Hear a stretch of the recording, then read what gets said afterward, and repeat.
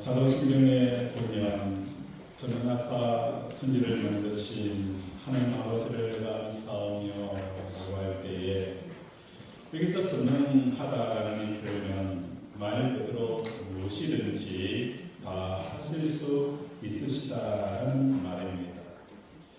그런데 하나님을 믿는 우리들에게 있어서 하나님이 전능하다라는 이것 때문에 너무 많은 문제들이 우리의 마음속에 일어나게 되었어요.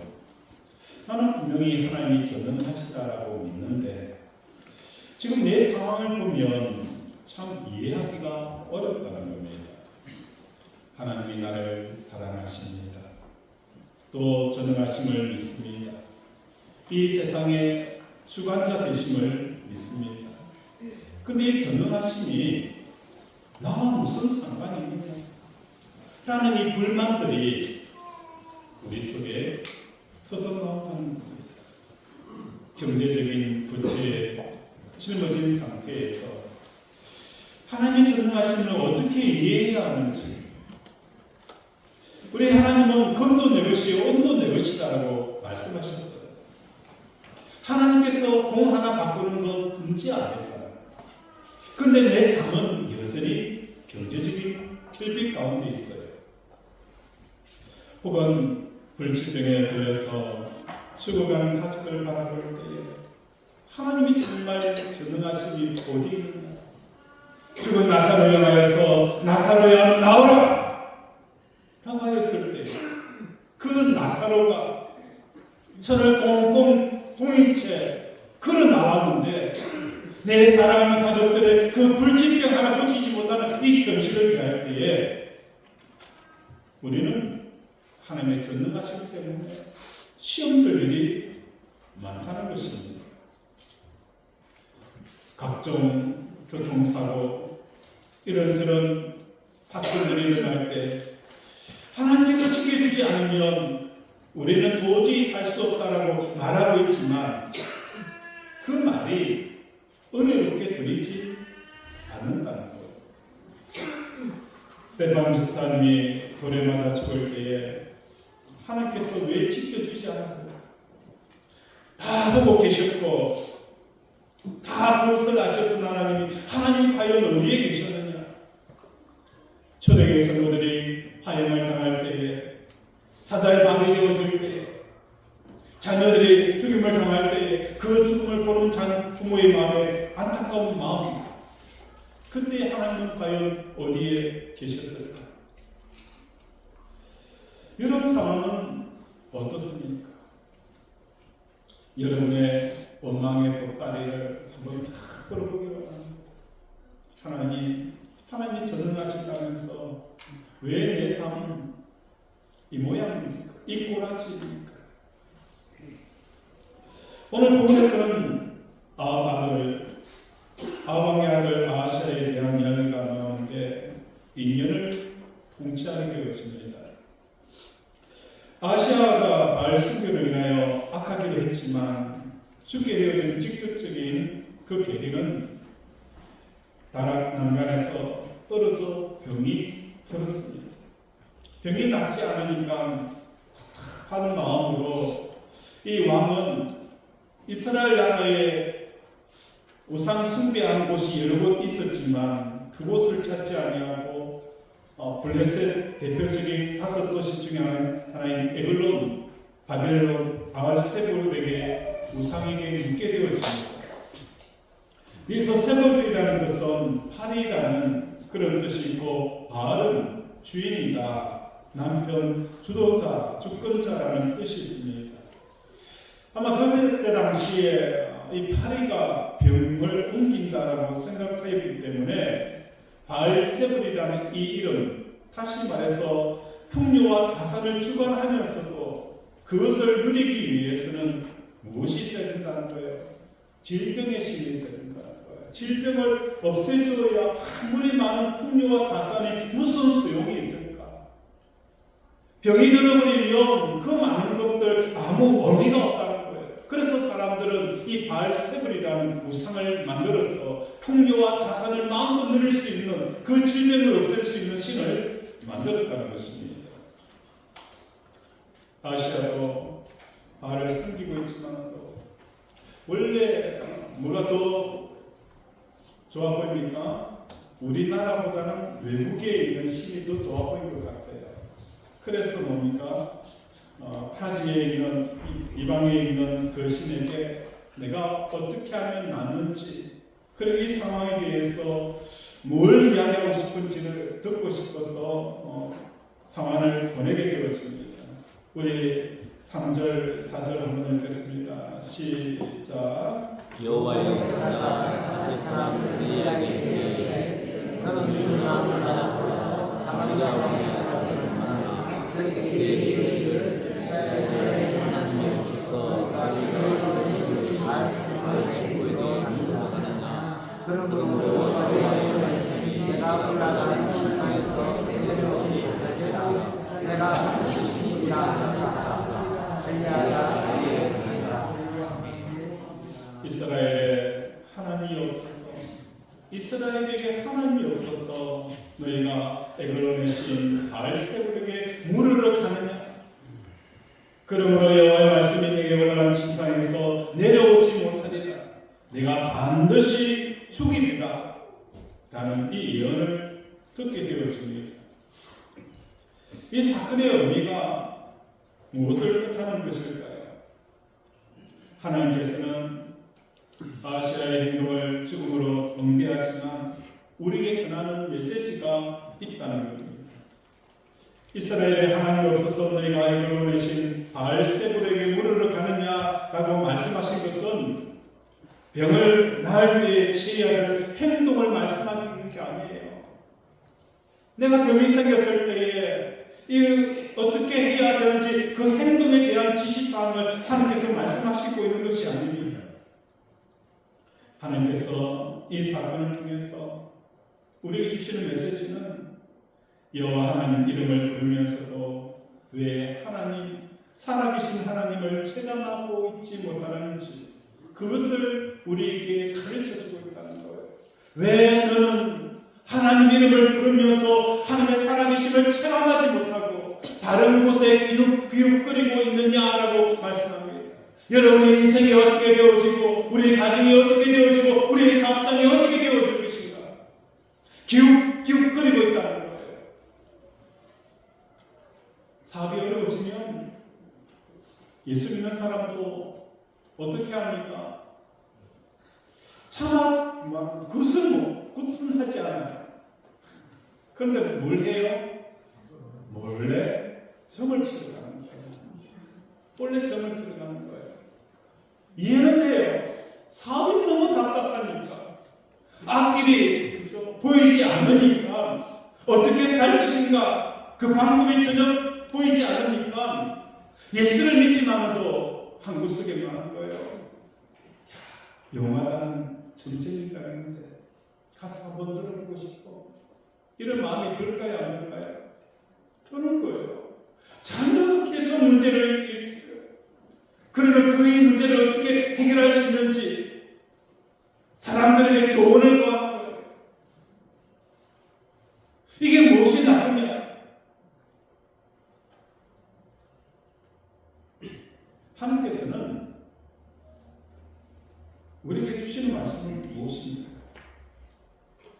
왜 하나님이 너의 사업을, 너의 가정을, 너의 인생을 주관하고 계시다라는 이 살아계심을 체감하지 못하느냐라고 묻고 있는 거예요. 묻는 것 자체, 그죠? 부적을 쓰고 또 무당에게 묻는 그 자체보다도 더 중요한 것은 하나님이 이 세상의 주관함을 왜 내가 체감하지 못하느냐라고 우리에게 말씀을 하고 있는 것입니다. 오늘 본문에 보면 아시아 왕이 자락에서 떨어졌어요. 왜 떨어졌을까? 왜 떨어졌을까요? 발을 헛디뎠다. 물론 헛디딜 수 있겠죠. 제가 봤을 때는 떨어진 이유를 좀 차라리 1절에서 찾고 싶어요. 1절 우리 함께 읽겠습니다. 시작. 아합이 죽을 후에 모압이 이스라엘을 배반하였더라. 아합이 죽은 후에 모압이 이스라엘을 배반하였더라. 왕의 입장에 봤을 때는 이 모압이 그죠 이스라엘을 배반하게 되어지는 사건은 단순한 사건이 아니었을 거예요. 한 나라의 왕으로서 종주국으로 있던 이 위치가 흔들리게 되어지고 이 모압을 통해서 많은 조공들과 여러 가지 지정학적인 위기 그죠를 막아주고 또 여러 가지 혜택들이 얼마든지 많이 있었을 거예요. 뿐만 아니라 무슨 행사가 되어지고 절기가 되어지면 끊임없이 많은 거예요. 친선을 다짐하고 약조를 받고 확인하는 작업들이 분명히 있었을 거예요. 그러면서 난간에 떨어질 만큼 이 사건이 아하시아 왕에게 충격적으로 다가왔다는 겁니다. 왜 이렇게 일어났을까? 자기의 생각과 자기의 계획이 완전히 틀어지는 이 상황을 보면서 우리가 띵거리는 이 상황을 아마 경험했을 것 같아요. 그러니까 난간인지 그렇죠? 구분이 되어지지 않을 정도로 이 문제에 골똘히 빠져있는 이 왕의 모습을 보게 되어진다는 거예요. 여기서 우리는 생각해야 합니다. 아람이 배반하는 이 사건들 굉장히 큰 문제예요. 국가적인 위기의 상황이 펼쳐질 거예요. 오늘 여러분 삶도 마찬가지예요. 이런저런 상황이 펼쳐져서 여러분이 넋이 나갈 정도로 사건이 일어날 거예요. 문제는 하나님보다도 그 상황과 사건을 더 크게 보고 있다는 것이 문제라는 것입니다. 느헤미야에서 보면 성전을 건축을 합니다. 성전을 건축할 때에 끊임없이 사마리아 사람들이 성전 건축을 방해를 하게 되었어요. 방해하는 사실을 보면서 이스라엘 백성들 마음속에 어떤 생각이 들었을까? 그리고 이 사마리아 사람들이 성전을 방해하기 위해서 정치적인 방법을 이용을 합니다. 고레서부터 다윗 왕에 의해서 결정되어진 이 사건을 끊임없이 건드는 겁니다. 이 사람들이 성전을 건축하여 모반을 끼야 합니다. 절대로 이 성전을 지어서는 안 됩니다. 왕이 이야기를 듣고 마는 거예요. 성전을 중단시키는 겁니다. 중단시켰을 때에 이스라엘 백성들의 생각에는 이 성전이 지어지고 짓지 않는 가장 큰 이유는 무엇 때문에 성전이 지어지고 짓지 않는다라고 생각하였을까요? 왕의 명령이다. 왕의 명령에 의해서 성전이 지어지기도 하고 성전이 짓지 못하는 이유도 왕의 명령에 있다라고 사람들은 생각하기 시작하는 거예요. 또한 무슨 생각이 들까? 처음에 사마리아 사람들이 우리와 함께 성전을 짓자라고 했을 때에 그때 우리가 맞아 당신도 어차피 이방인이지만 우리와 함께 살기 때문에 같이 성전을 짓자라고 했으면 이렇게 성전이 중단되어지지 않았을 텐데 왜 그때 우리가 사마리아 사람들의 성전 짓는 것을 너희는 안 되라고 이야기했을까? 이런 후회가 들었을 거예요. 느헤미야서는 우리에게 말씀합니다. 성전 건축은 권력 있는 왕에 의해서 자질되고 우지되어지는 것 아니야. 너희가 대인관계를 잘못하여서 사마리아 사람과의 관계성 속에서 이 성전이 짓고 지어지지 않고 그 문제가 아니야. 사람들이 놓치고 있었다는 거예요. 성전이 지어지는 것은 하나님께서 지어라라고 할 때 지어지는 것이지 사람이 방해가 있다고 이런저런 환경과 문제 때문에 지어지고 지어지지 않는 것 아니라는 것을 하나님께서 우리에게 깨닫게 하시는 거예요. 천만 일이 노하더라도 하나님이 뭐 하는 거예요? 예스! 하라! 뭐 하는 겁니까? 가능한 겁니다. 지난주에 우리 손수영 집사님 재판권이 있었어요. 억울한 재판이었는데 그러나 변호사를 살려고 하면 많은 비용이 들어가다 보니까 변호사 선임을 할 수가 없었어요. 그래서 여러 변호사의 자문을 했는데 몇 억을 들이더라도 2년 6개월에 실형이 선고될 수 있다라는 이야기를 한 거예요. 그런데 기도만 한 거예요. 기도만 한 거예요. 변호사로서는 여력이 없으니까 기도만 하는 거예요. 어떤 결과가 나온 줄 아십니까? 무죄가 나온 거예요. 하나님이 하시고자면 못할 일이 없다는 거예요. 하나님이 말하는 거예요. 무죄! 하나님 무죄가 되어지는 거예요. 우리는 사람들과 상황과 여건, 힘 있는 사람들을 위해서 좌지우지 되어지는 세상이라고 생각하기 때문에 우리는 많은 거예요. 아시아처럼 이방인 우상에게 웃는 일이 생기는 것입니다. 오늘 우리 사랑하는 권속들의 사랑, 하나님의 살아계심을 체험하는 저와 여러분이 되어지기 원합니다. 아멘. 왜 우리가 하나님을 체험하지 못하는 이유가 무엇 때문일까? 출애굽기 14장에 보면 이스라엘 백성들이 나올 때 홍해가 갈라집니다.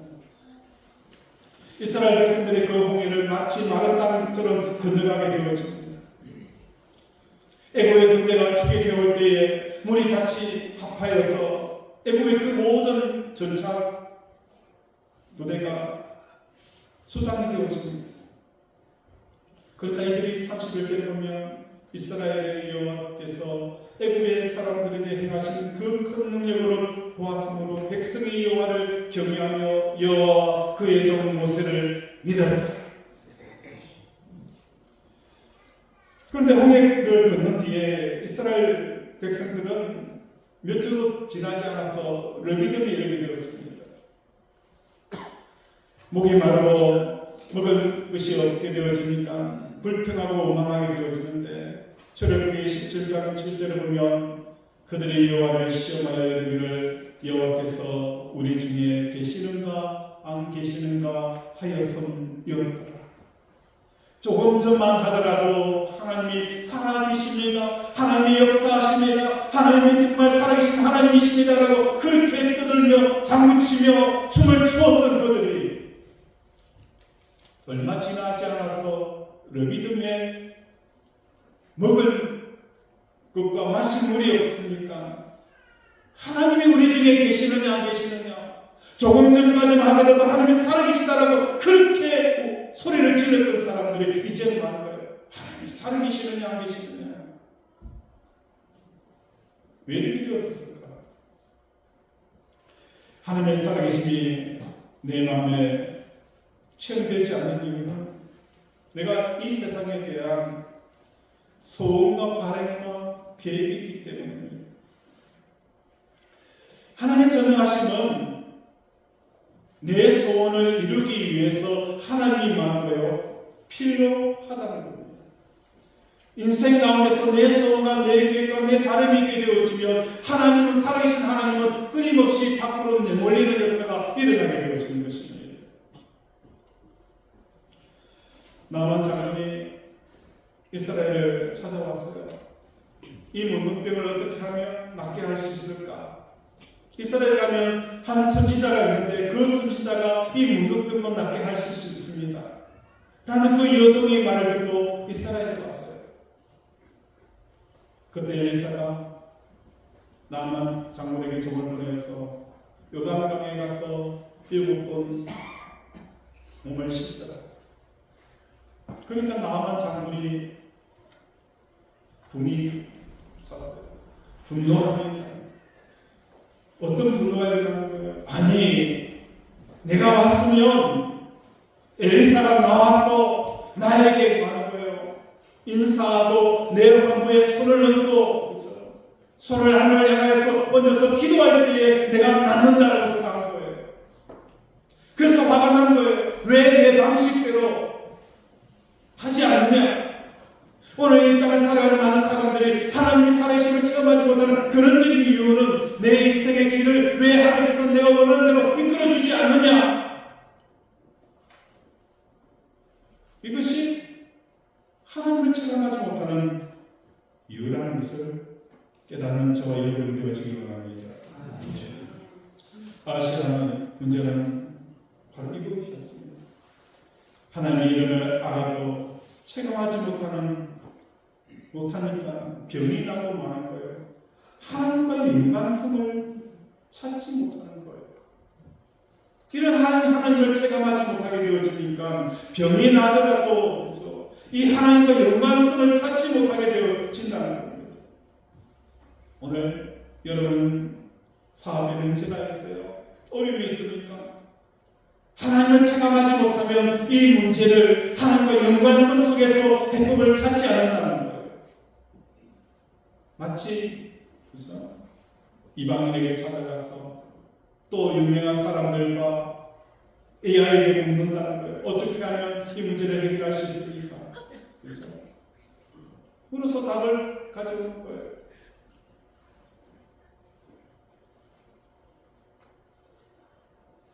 그러면 우리가 하나님을 어떻게 체험할 수 있을까? 우리 몸에는 아픔을 느끼는 통증이 있고 압박을 느끼는 압점이 있고 온도를 느끼는 냉온점이 있듯이 우리 마음에는 하나님의 살아계심을 느끼는 신전, 다시 말해서 우리의 마음의 지성소가 있다는 거예요. 이 마음의 지성소에는 내가 궁극적으로 만족과 기쁨을 얻을 수 있다고 믿어지는 대상이 들어오는 자리가 많은 거예요. 바로 마음의 지성소라는 거예요. 이 자리에 돈이 들어와 있으면 하나님께 구해서 돈을 벌더라도 예수님이 아버지이신 하나님을 만나는 것이 아니라 우상화된 하나님을 만나게 되어지는 거예요. 우리의 유전적인 체질은 하나님이 들어오셔야 될 지성소에 끊임없이 세상의 것들을 받아들이려고 합니다. 하나님을 느껴야 될 시점이 마음의 지성소에 이 세상의 돈이나 건강과 승진 등이 들어와서 그것을 기쁨과 만족의 근원으로 생각하여서 살아갑니다. 그리고 그것이 안 될 때에 마음이 답답하고 슬퍼하고 걱정하게 되어진다는 것입니다. 그래서 일이 잘 풀리지 않을 때, 그죠? 어떤 문제가 생겨서 그 문제 때문에 내가 마음이 힘들 때에 뭘 느끼게 되어지는 거예요? 내 마음속에, 마음의 지성소에 하나님 외에 다른 것이 들어와 있다라는 사실을 여러분이 캐치하는 저와 여러분 되어지기 원합니다. 여러분 인생을 살아가다 보면 돈이 없는 것이 문제가 되어서요. 그런데 왜 사람들이 돈이 없는 것이 문제가 되어지고 돈이 있는 것이 문제가 되어진다고 생각하지 않습니다. 오히려 돈이 없는 것이 돈이 있는 것보다도 더 큰 문제를 일으킨다는 것 여러분 아십니까? 무명한 것이 그죠? 사람들이 문제가 되어서요. 사람들에게 나를 알리지 못하니까 나는 무명하기 때문에 나는 불행하다. 그러나 내가 유명하기 때문에 내 인생이 그저 불행해질 수 있다는 생각을 사람들은 하지 않는다는 거예요.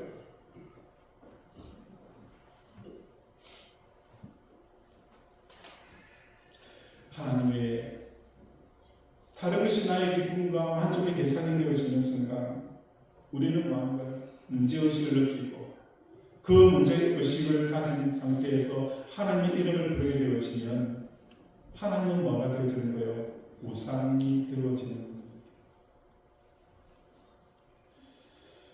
오늘 우리 살아가는 권속들의 삶 속에서 하나님을 체험하는 저와 여러분 되어지기 바랍니다. 하나님의 체험을 가장 방해하는 것은 다른 것이 아니라 내 안에 있는 내 인생의 계획과 내 소원과 내 바람을 가지고 있는 한 하나님은 살아계심으로 체험하지 못한다는 것을 깨닫는 저와 여러분이 되어지기를 바랍니다. 하박국 3장 17절에 보면 무화과 나무에 열매 같고 포도나무에 열매가 없다 할지라도 난 여호와로 인하여서 뭐 할 수 있다고 말씀하는 거예요? 기뻐할 수 있다는 거예요. 구원의 하나님으로 말미암아 하는 거예요. 우리는 기뻐할 수가 있다는 거예요. 우리 하나님은 이 세상에 어떤 것이 없다 할지라도 기쁨 그 자체가 되어진다는 것을 깨닫는 여러분 되시기 원합니다. 느헤미야서 8장 10절에 보면 하나님을 기뻐하라. 이것이 뭐라는 거예요? 너희의 힘이니라. 하나님을 하나님만으로 기뻐할 때에 이것이 뭡니까? 이 세상의 모든 경쟁력을 이길 수 있는 힘이 많은 거예요. 하나님을 기뻐하는 삶이라는 것입니다. 시편 37편 4절에 보면 하나님을 기뻐하라. 그리하면 너희의 소원을 뭐 한다는 거예요? 이루어 주시느니라. 말씀을 정리하려고 합니다. 오늘 아시아 방을 통해서 우리에게 주시는 메시지는 무엇입니까? 하나님의 살아계심을 체감하지 못하면 어떤 일이 일어나느냐? 외국에까지 찾아가서 그 신에게 내 인생이 어떻게 되어질 것인가 묻게 되어진다는 거예요. 하나님의 살아계심을 체감하지 못하는 근원적인 이유는 하나님의 생각과 하나님의 계획과 하나님의 바람을 쫓기보다는 하나님은 오히려 내 소원을 이루기 위한 도구일 뿐이고 내 명예를 얻기 위한 도구일 뿐으로 자리 잡게 되어지면 하나님을 체감하지 못하게 되어지는 거예요.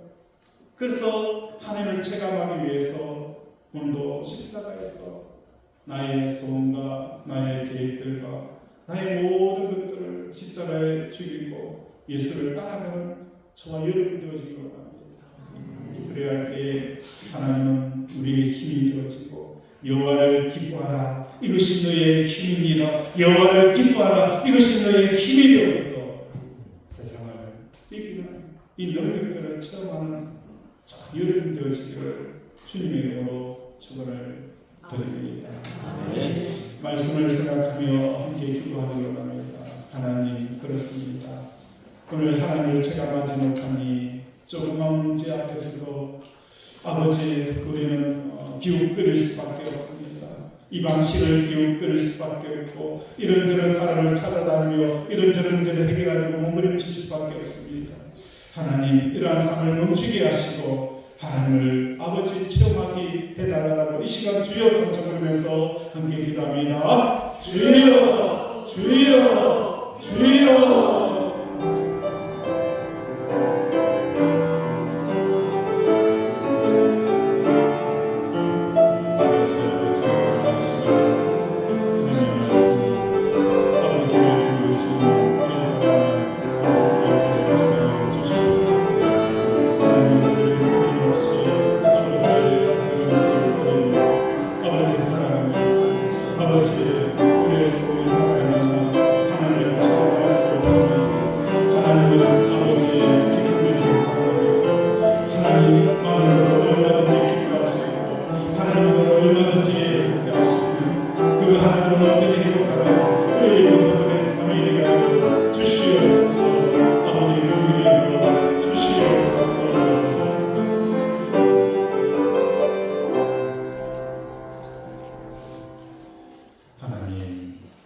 오늘 우리에게 말씀을 주시며 감사드립니다.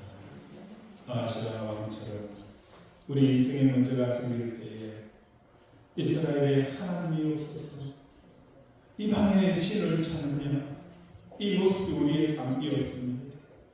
하나님을 살아계심을 체감하지 못하니 하나님의 살아계심을 체감하지 못하니